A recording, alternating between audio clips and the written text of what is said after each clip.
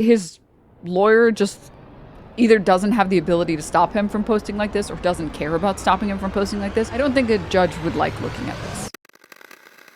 So, as I'm sure many of you guys saw, Ethan Klein is threatening to sue Sean now as well. We'll get to it, but first, this. Ethan Klein. Ethan Klein is the one who's suing Casey Tron, Denims, and Frogan.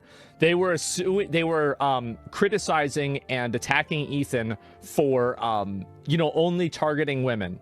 And so he's decided, good evening. By the way, he made this announcement on his birthday.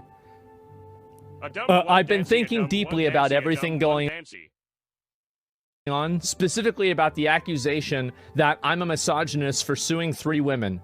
You are all correct. It's not fair. And that's why I've decided to add Sean DeBlack to the lawsuits for gender equality. Be sure to thank all of your snarker friends for their constructive advice. And then he posts a photo of a fucking furnace. And so there you go, guys. And that happened a little bit earlier today. Let's see what he said about this. Where's Sean? Where is it? Did he block me on Twitter? I don't know if he did or not. And so anyway, let's see if I can find it. He says the fuck. Dude, the Asmongold poisoning of the well, where like before he even checks his account, he's like, I wonder if he blocked me, or sorry, I don't know if he blocked me or not. Like, oh, dude. King of disingenuousness. On, where is it? Did he block me on Twitter? I don't know if he did or not. And so anyway, let's see if I can find it. He says the fuck. Yeah, bro, I'd be upset too. Fuck, man. Like, yeah, well, hey, guys, it's equality. I thought we all wanted equality. So I guess that's what's happened. Why doesn't he sue Asmon? Because suing Asmongold or suing XQC would lose him a lot of public favor. He would have to fight their communities, and he doesn't want to fight their communities. He wants to fight unfair fights. He knows he has more money than me. He knows he has more money than Casey. He knows he has more money than Frogan. He knows he has more money than Sean. So that's why he's pursuing those suits, right? It's a lot easier to pursue a legal fight against someone with significantly less finances than you. I mean, there's a clip of Ethan talking about it himself. When he was getting sued for fair use violations, or rather fair use, he said as much himself, where it's like, it's crazy that you can abuse the legal system this way, or rather that as someone who has a lot more money, you can bully people who have a lot less money than you. But that's always been the case when it comes to lawsuits. If you have more money than the other person, you get to extend that fight for as long as you want to extend it. But then this was the point. This was what I wanted to show you guys. Been doing a leaderboard here. Total progress, individuals raising money for the IDF. So basically, they have rebranded all of the fundraisers that these girls are doing to try to defend themselves for the lawsuit. They've rebranded it as a fundraiser for the Israeli Defense Force because everybody knows all of the money raised is going to go directly to Ethan anyway because the lawsuit is so cut and dried. And so anyway, this is what's happened. And you can see also they're even doing a leaderboard here. Did Asma just insinuate that the money is going to the IDF? Total progress, individuals raising money for the IDF.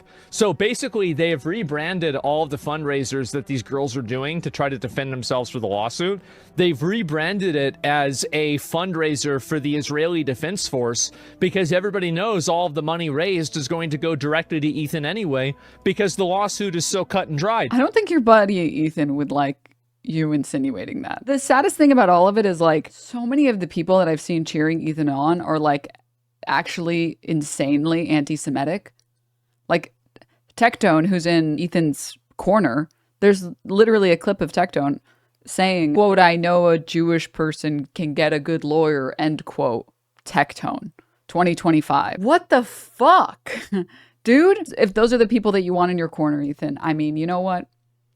You can choose your friends. This was a really good tweet. Sean responded saying, the last thing I'll say, so Ethan said that he's going to sue Sean the Black because snarkers have been calling him sexist, because Taylor Lorenz called him a misogynist, and because Kat wrote an article on this current lawsuit and her opinion on how the lawsuit is being used and how the harassment has been wildly misogynistic, right?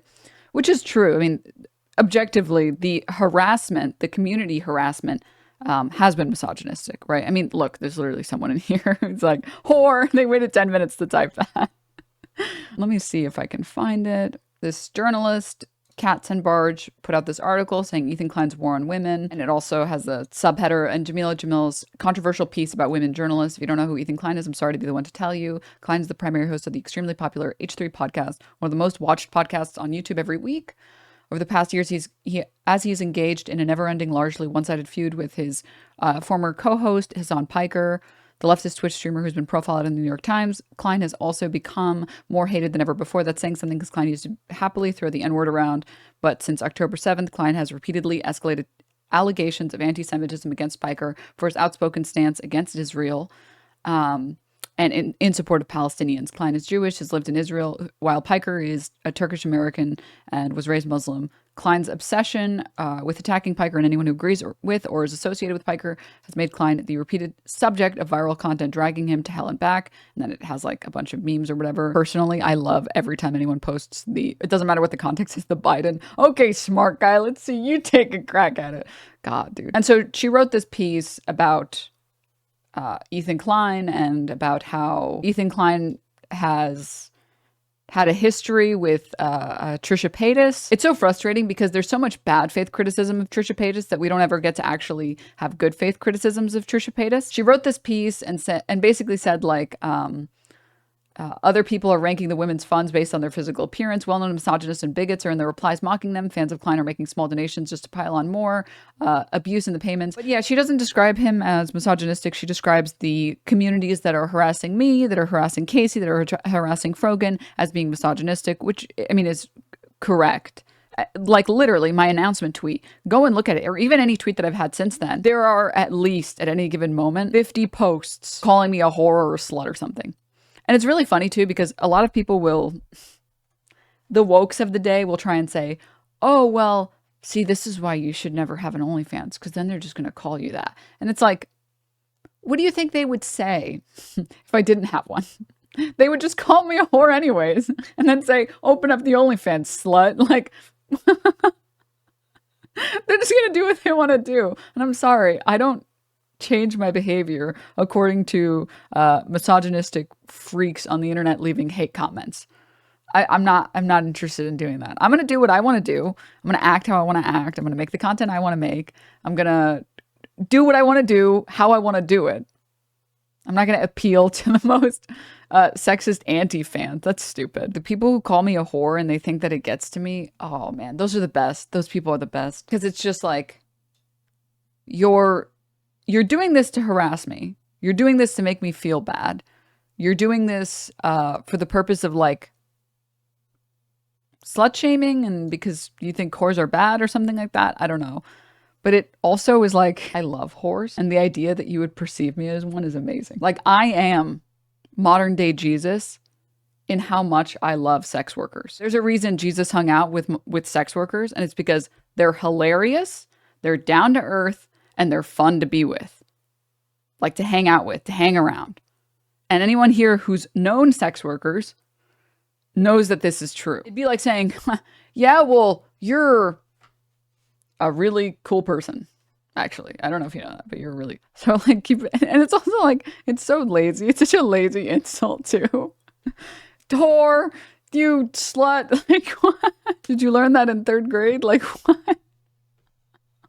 All right, I guess. Oh, dude, I don't even want to think about that. I've seen this shit. I did not like watching this. AB posted a Mother's Day picture of us, and there are the I saw it was comments. lovely. Yeah, the comments were, I didn't quite understand. So I was hoping you could help me. Okay, what did they say? The text reads, it's on the H3 Snark subreddit. The text reads, Ethan objectifying AB's mom to her face, AB giving up last shred of self-respect. Let me pull up the post. Pull that up. I can help you. I'd love to help you, Okay. actually. All right. I've actually dreamed of helping you. This goes on for 4 minutes. And a lot of the comments in her Instagram were like, mommy, milkers, You're a nice lady. mommy. And I'm just like, dude, should we keep giving the crew grace? I want to say yes because it's their income, but then I see them laughing along, basically egging on and endorsing this stuff, and I get really angry. What's your opinion? I think at this point, there's no grace that you can give the crew. I think that they've expended their goodwill. Personally, for me, like much like many other people, I don't care if people make fun of me or harass me or whatever. I care a lot when I see the harassment that other people deal with. And don't get me wrong, there is like harassment that I think impacts everybody. Like anyone who receives rape threats and death threats, that is scary to anyone, objectively. To anyone and everyone. That's always terrifying. But like I'm talking about like the whore comments or whatever. Because that shit, when I see the whore comments, I'm like, this is stupid. But I feel a certain way when I see people criticizing or harassing people that I know, friends of mine, who I know are impacted by that shit. And a big turning point for me with the crew was like the stuff that they said and did about Anissa.